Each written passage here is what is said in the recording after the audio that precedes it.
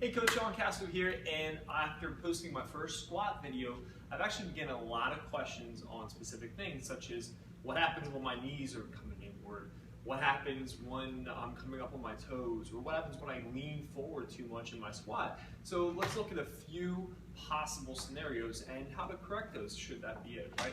So for the first one, of course, just going back to our squat video from our first one, feet about shoulder width, toes slightly out, pressing out, and sitting down and back, okay? If you find that your knees are not externally rotating through your hips, as you can see here, hips are wider at this point than my feet are, what you're going to want to, what is most likely the issue is other adductors inside your body, your inner thigh, okay? And there's a stretch I can show you for that. Or if you need to turn your feet out excessively, then where do you think the limitation is? It's actually your ankles, which is where most of the squat tension and muscular tension that holds back our squatting is coming from. So addressing our ankles, if you need to turn your feet out to get low and deep safely, right? Going off the ankle issue, if from the side you're seeing some of this, ankles are locked there, you're stuck, you got nowhere to go, right? So once again, ankles are going to be the limiting factor. If your hips move well, okay, you're not getting the bowing in, you're actually being able to drive out, and you're not finding any limitation in your ankle, but you're seeing something more like that, okay? That is either going to be your hip flexors or somewhere upper body, your lats, right? Or maybe your shoulders are rounding, you're a little bit tight in your chest. So let's talk about each one of these issues. So first and foremost, for squats, when you're trying to get your hips open a little bit more, you can come into a runner stance, okay? It's like a hip flexor stretch with a baby step forward, push out. You're externally rotating your hips.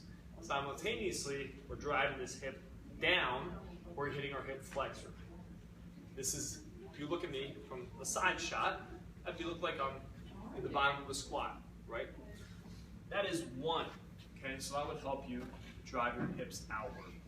Second is going to be your soleus or gastrocnemius, aka your calf muscle, if you have any tightness or limitations, restrictions in your calves. So for a soleus, it is a little funky.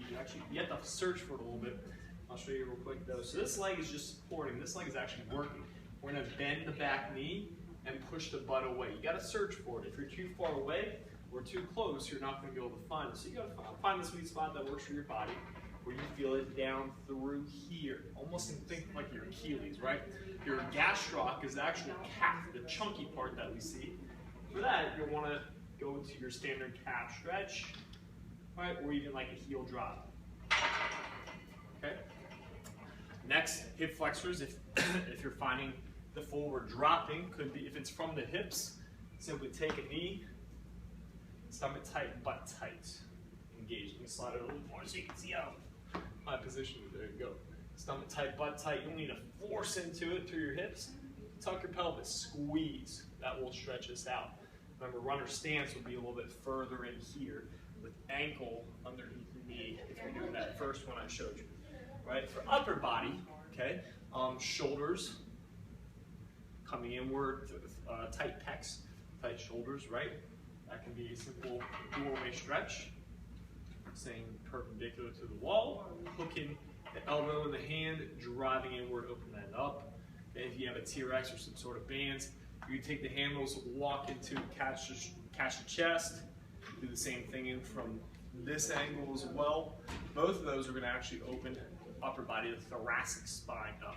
Okay, so use those to correct your squat form, and go ahead and post any comments below if you have any questions about your positioning and what it could be for you.